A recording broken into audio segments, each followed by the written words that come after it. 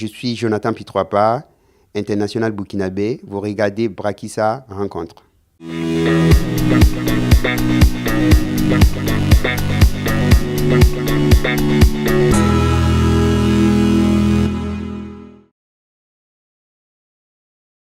Jonathan Pitroapa, bonjour. Oui, bonjour. Alors, tu es joueur du Paris FC depuis l'été 2018. C'est ça. Comment se passe ta vie au sein du club? Très bien, parce que pour moi, c'était...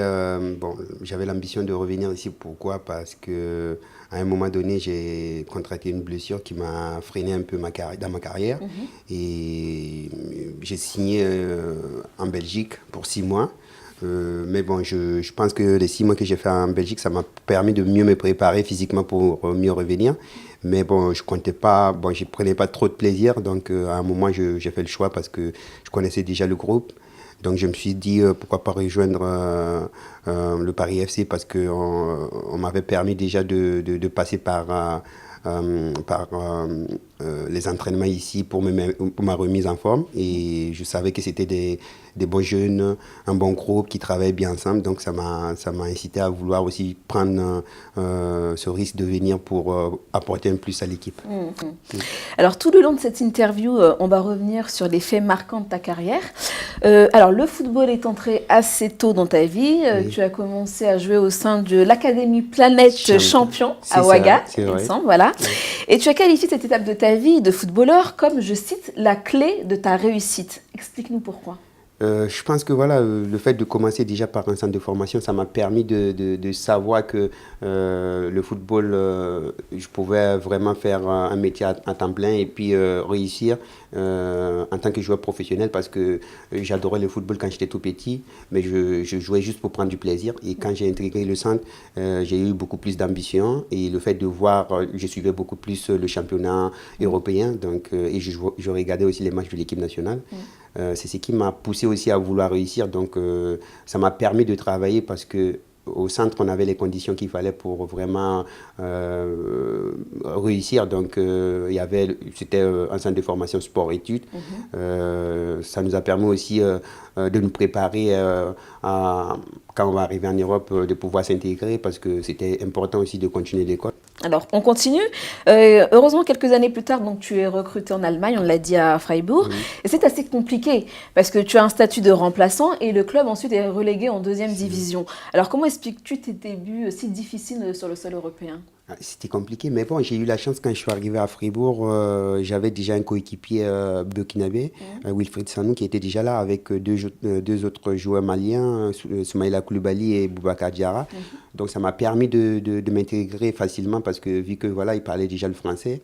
Et ils m'ont permis de pouvoir mieux m'intégrer dans le groupe. Ils m'ont pris comme leur petit frère. Donc, c'est vrai que c'était compliqué pour moi. J'arrive dans un groupe où c'est que l'allemand. Et puis, on attend peut-être... tout le monde doute de ma capacité à réussir. Donc, et moi, je pense qu'avec le coach, quand je suis arrivé, il m'a juste dit que lui, il me donnait 6 mois. Il ne veut pas parler de jouer de match ou pas. Si je m'entraîne, il me prend comme... Il te juge vraiment sur tes capacités. Voilà, ça veut dire qu'il m'a laissé vraiment... il m'a donné le temps de m'entraîner, de m'intégrer.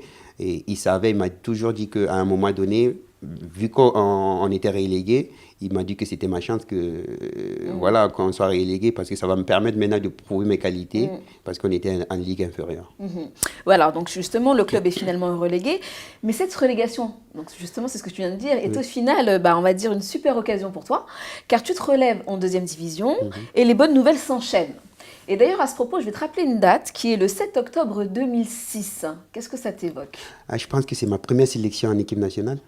Ouais, on n'est pas loin, tout à fait. Ta première sélection en équipe nationale avec les Étalons, ouais. Et qu'est-ce qui se passe alors?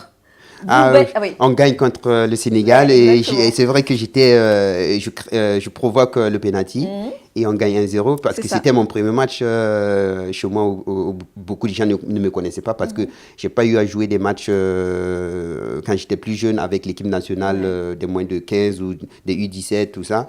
Moi, je suis parti directement très jeune. Donc, le fait de revenir, tout le monde se demandait, mais attends, est-ce qu'il est vraiment un Burkinabé? Mais pourtant, j'ai eu ma formation là-bas. Ouais. Tout le monde était étonné de voir un joueur qui pouvait peut-être apporter un plus à l'équipe nationale. Et je pense que ça a été le début de...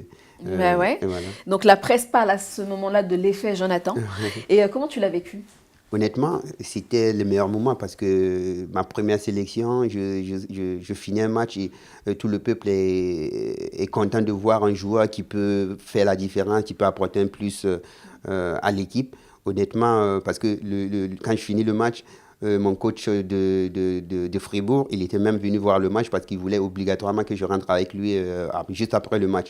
Donc, parce qu'il se disait que s'il ne venait pas avec moi, c'est sûr que je n'allais pas retourner le jour même après le match, quoi. Donc, ça a été vraiment... C'est comme si, pour moi... ça m'a permis de me lâcher, de me dire que quand je viens en équipe nationale, je viens pour vraiment apporter un plus et faire plaisir à mon public. Ouais. Alors, Jonathan, lorsqu'on parle de ta carrière en club, forcément, on évoque Rennes. Alors, avec le recul, est-ce qu'on peut dire que c'est là où tout ton talent s'est exprimé réellement? Je pense que oui, parce que j'ai eu un coach qui me faisait confiance, qui me disait sur le terrain, tu peux faire ce que tu voulais. Et pourtant, à Hambourg, quand j'étais là-bas, c'était un peu plus compliqué parce que, bon, je peux comprendre aussi parce que je suis arrivé à Hambourg au moment où le club aussi, c'était un grand club où on jouait pour le haut du tableau et on jouait en Europa League. Donc, les entraîneurs, ils n'étaient pas patient, il voulait plus me voir être performant offensivement et défensivement. Donc c'était un peu compliqué. Mais quand je suis arrivé à Rennes, on m'a plus donné la liberté de faire ce que je voulais. Et c'est là que mon talent a explosé, quoi. On va y revenir sur ça, Jonathan. Mais là, je t'arrête car c'est l'instant de la question du téléspectateur de Stade Afrique. Donc on va passer tout de suite à la question. Alors Jonathan, je te laisse piocher. À l'intérieur se trouve la question du téléspectateur. Donc il y en a plusieurs. Tu en tires une. Et tu vas nous la lire à haute voix. Ok. C'est bon. Voilà. C'est bon. Ok. Alors, on la découvre. Téléspectateur Stade Afrique, je le rappelle. C'est ça. Pourquoi avez-vous choisi de signer aux Émirats en 2014? C'est un choix financier. Ben, c'est comme, je pense qu'actuellement, on était sur la question, on était en train de parler de ça. Tout à fait. Excuse-moi, mais je pense que voilà, il y a eu un choix que j'ai fait, mais c'est vrai qu'il y a le côté financier, mais honnêtement, avant de prendre la décision, je suis allé visiter le club et j'ai senti que voilà, c'est un club aussi qui avait envie de m'avoir dans leur équipe. Et comme je l'ai dit aussi, il y a eu aussi l'offre, j'attendais vraiment beaucoup plus par rapport à trouver un club qui va me faire franchir un cap parce que de Rennes, je ne pouvais pas encore... Et tu pensais, là-bas, est-ce que selon toi, tu as vraiment apporté ce plus? Bien sûr, si j'ai pu faire 3 ans aux Émirats, ça veut dire que quand même, par rapport à mes qualités, ils ont aimé parce que tout le monde connaît comment ça se passe là-bas, le championnat. C'est vrai qu'on ne comprend pas pourquoi souvent ils se comportent, il y a des problèmes avec les joueurs étrangers parce qu'ils attendent beaucoup plus des joueurs étrangers. Quand ils te recrutent, ils se disent toujours que voilà, c'est le joueur qui va faire de telle sorte que l'équipe soit toujours au top niveau. Et si tu n'apportes pas ça, tu auras toujours des problèmes avec eux. Et le plus important quand tu arrives, il faut pouvoir se faire plaisir en s'éclatant sur le terrain, parce que quand tu te mets la pression là-bas, c'est vraiment plus... normalement, tu ne dois pas avoir de pression parce que y a moins de public. Oui. Mais honnêtement, quand tu les donnes ce qu'ils veulent, ils seront toujours contents de toi. Et heureusement, donc, le contrat a été rempli finalement. Oui, tout s'est bien passé. Tout s'est bien passé, oui, au final. Alors, la CAN 2019 en Égypte, ce sera avec ou sans le Burkina Faso? Parce qu'on le rappelle, pour l'instant, vous êtes en ballottage plutôt favorable, on va dire, mais pas encore qualifié. C'est vrai. Je pense que ça sera un match difficile parce que ça ne dépend pas de nous. Parce que déjà, même si on gagne, il faudrait qu'on voit que l'Angola n'arrive pas à gagner à l'extérieur. Donc nous, ce qu'on va faire, je pense que on a toujours eu ce problème, peut-être aussi les CAN passées, là où on a fait des bonnes CAN, on s'est qualifié à la dernière minute à tout moment. Et j'espère que voilà, ça va se répéter et qu'on aura la qualification finalement. Et puis bon, je pense que si on arrive à se qualifier là encore à cette CAN, on aura notre mot à dire. Les gens vont nous voir encore apporter encore un plus.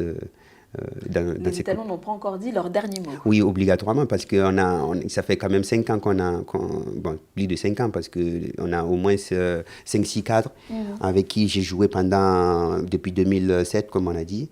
Donc, on a eu à faire passer de bons moments. On a eu la CAN 2013 où on a raté de peu la coupe. En 2017, pareil, on finit 3e.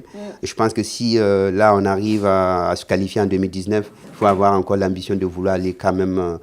obtenir voilà, c'est notre dernière chance. Nous, on n'a rien à perdre. Donc voilà, c'est l'occasion de se battre encore pour aller chercher encore la coupe. Ouais, alors tu viens de l'évoquer en parlant de la CAN.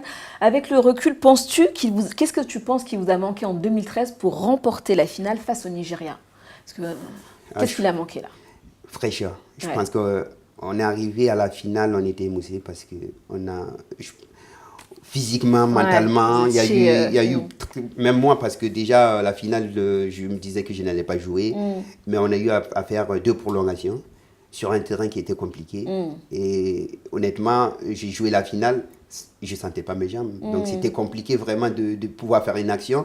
Mais c'était difficile aussi d'expliquer aux gens que tu ne peux pas jouer. Ouais, bien sûr. Et c'est vrai qu'on avait un groupe il y avait peut-être des joueurs qui pouvaient apporter un plus, mais le problème, c'est que tout le monde a participé au match parce qu'on a eu un groupe où ça tournait beaucoup. Et donc, ça faisait que tout le monde a eu quand même un temps de jeu où, voilà, et il fallait repartir sur une équipe qui pouvait peut-être essayer aussi de contenir le Nigeria parce qu'on connaissait bien.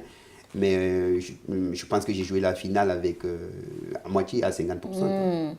Alors d'après toi, quand tu vois l'effectif burkinabé aujourd'hui, qui peut prendre cette place de cadre parmi les joueurs dans les années à venir? Je pense que tout le monde le voit, c'est Bertrand Traoré.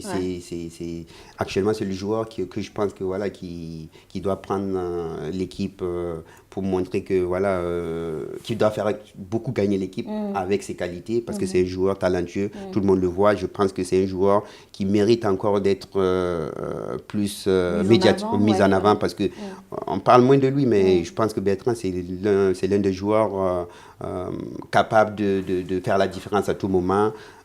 Mais bon, je pense que ça doit aussi être un plus dans sa tête pour lui de dire que quand je joue, déclic, voilà, de dire que voilà, pour moi, je veux que tout le monde dise que c'est moi qui fais gagner l'équipe et que même à Lyon, je pense que voilà, quand on le voit jouer, il est extraordinaire, mais il faudrait encore qu'il travaille plus parce qu'il sait qu'il a des qualités. C'est à lui, on attend beaucoup plus de lui.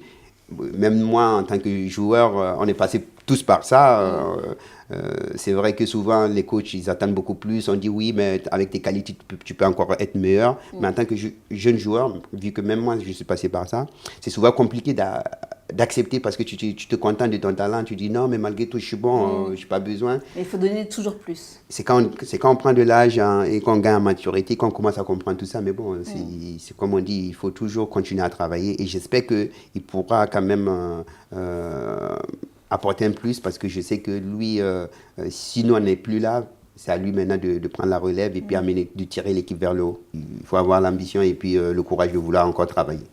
Très bien. Mais écoute, merci Jonathan. Merci à vous aussi. Pour cette interview. Eh bien, c'est la fin de Brakissa Rencontre Jonathan Pitroipa. On se donne rendez-vous la semaine prochaine pour un nouveau numéro.